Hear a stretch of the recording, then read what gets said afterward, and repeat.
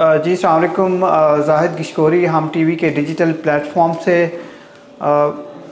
एक और breaking story आप लोगों से शेयर करनी थी कि जो काउंटर टेररिज्म विंग है फेडरल इन्वेस्टिगेशन एजेंसी की, उसने बाकायदा काम शुरू किया है जो साइफ़र का केस है उसकी इंक्वायरी पे। और ये बड़ी अहम नोयत का केस है क्योंकि तहरीक इंसाफ के चेयरमैन के ख़िलाफ़ ये इन्वेस्टिगेशन हो रही हैं। जो साइफ़र कंट्रोवर्सी सामने आई थी, फिर उसके बाद रिजीम चेंज की बात होती रही, फिर नो कॉन्फिडेंस मोशन मूव किया गया पार्लियामेंट से, जिससे एक नई हुकूमत बनी मौजूदा पीडीएम की। ये आपको बहुत सारे सवालात थे, बहुत सारी इन्फॉर्मेशन देनी है कि ये inquiry investigation case cipher controversy जो बयान अभी आया है सामने साबिक वज़ीर आज़म के प्रिंसिपल सेक्रेटरी आज़म ख़ान का स्टेटमेंट जो सामने आया मीडिया के, वो कितना अहम है। उसकी बुनियाद पे केस खड़ा हुआ था, उस केस को आगे प्लीड होना है।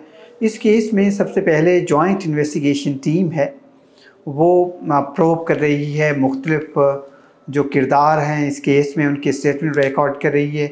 इसमें आज़म ख़ान का जो रोल था, उनका स्टेटमेंट बहुत अहम है, जिन्होंने एक्सपोज़ किया है इस पूरी कंट्रोवर्सी को, क्योंकि वो प्रिंसिपल सेक्रेटरी थे, कस्टोडियन थे प्राइवेसी के भी। उसमें जो जेआईटी है वो जुल्फ़िकार हमीद, जो कि एडिशनल इंस्पेक्टर जनरल लेवल के एक अफसर हैं पुलिस के, वो हेड कर रहे हैं। उसमें उवैस अहमद भी हैं, एक सीनियर पुलिस ऑफिसर। इनके अलावा 3 अफसर इंटेलिजेंस ब्यूरो के, मिलिट्री इंटेलिजेंस के और आईएसआई के। और जी बहुत जल्द अपनी इंक्वायरी रिपोर्ट जो है वो director general FIA Mohsin but को पेश कर देंगे। उसकी बुनियाद पर जो रिकमेंडेशन होंगी, जो स्टेटमेंट अब तक सामने आए हैं, जिसमें फॉरेन सेक्रेटरी अरशद मजीद खान, जो उस वक्त पाकिस्तान के एम्बेसडर थे अमेरिका में, उनका भी स्टेटमेंट रिकॉर्ड हो चुका हुआ है। शाह महमूद कुरैशी की तरफ से भी रिस्पांस दिया गया है, जो उस वक्त वज़ीर ख़ारजा थे। और चेयरमैन तहरीक इंसाफ को 3 नोटिस भेजे गए जेआईटी की जानिब से, एफआईए की जानिब से, लेकिन उनकी तरफ से कोई रिस्पांस नहीं आया। इसको अदालत में चैलेंज कर दिया गया था। तो ये एक अहम नौइयत का केस है। जब ये सीटीडब्ल्यू को रिपोर्ट दे दी जाएगी, उसके बाद एक बाकायदा केस का प्रोसेस शुरू होगा।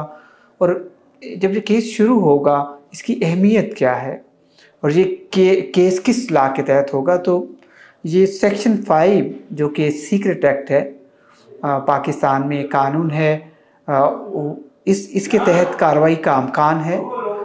मौजूदा चेयरमैन पाकिस्तान तहरीक इंसाफ का और साबिक वज़ीर आज़म हैं, वो उनके ख़िलाफ़ ये कार्रवाई होगी। हो सकता है कुछ और किरदारों के ख़िलाफ़ भी कार्रवाई होगी, क्योंकि सेक्शन 5 क्या कहता है? सेक्शन 5 ये कहता है कि कोई भी पब्लिक ऑफिस होल्ड करने वाला या फिर गवर्नमेंट का मुलाजिम हो, उसके पास कोई इन्फॉर्मेशन आती है, वो कस्टोडियन हो पाकिस्तान की प्राइवेसी का, कोई भी नोट आता है, कोई इस तरह का साइफ़र आता है, कोई ईमेल, कोई पासवर्ड, कोई सीक्रेट चीज़ जिसको वो पब्लिक डोमेन में दे देता है, उसका मकसद कुछ और होता है पर्सनल गेन के लिए, तो उसके ख़िलाफ़ कार्रवाई हो सकती है।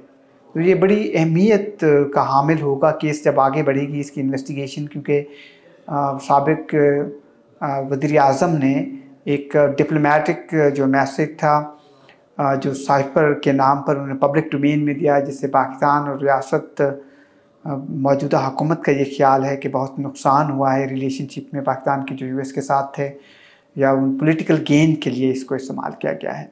तो इसलिए कार्रवाई हो सकती है, उसकी पनिशमेंट भी लीथल है। और ये पहली नौयत का केस नहीं होगा। काउंटर टेररिज्म विंग जो है पहले भी इस तरह की केसेस देखती रही है। तो ये मौजूदा चेयरमैन पाकिस्तान तहरीक इंसाफ के जो क्रेडिट हैं इस वक्त, मुख्तलिफ केसेस हैं, 100 से ज़्यादा उनके ख़िलाफ़। ये एक अहम केस है जो इजाफ़ा हुआ है साइफ़र कंट्रोवर्सी का आज़म ख़ान के बयान के बाद। आज़म ख़ान ने उसका जिस ये है बयान दिया है कि इसको पॉलिटिकल पर्पस के लिए कैसे इस्तेमाल किया गया, बनीगाला में डिस्कशंस क्या हुई, कैबिनेट के सामने कैसे रखा गया, साइफ़र साबिक चेयरमैन तहरीक इंसाफ ने कैसे गुम कर दिया, और फिर एक कॉपी जो है प्रेसिडेंट पाकिस्तान को भेजी गई, चीफ जस्टिस को भी। तो ये इंटरेस्टिंग स्टेटमेंट है। इसकी कानूनी अहमियत क्या होगी वो तो जब कोर्ट ऑफ लॉ में पेश किया जाएगा वो देखना पड़ेगा कि ये कैसे आगे प्रोसीड होता है, और जो उनके प्रिंसिपल की जानिब से आना, और इसी तरह का जो असद मजीद का स्टेटमेंट है वो भी बड़ी अहमियत का हामिल है इस केस पर। तो ये इम्पॉर्टेंट स्टोरी थी, आपसे शेयर करनी थी कि साइफर कंट्रोवर्सी में हक़ाइक़ क्या हैं और काउंटर टेररिज्म विंग ने केस में कार्रवाई कैसे शुरू की है। आपका शुक्रिया।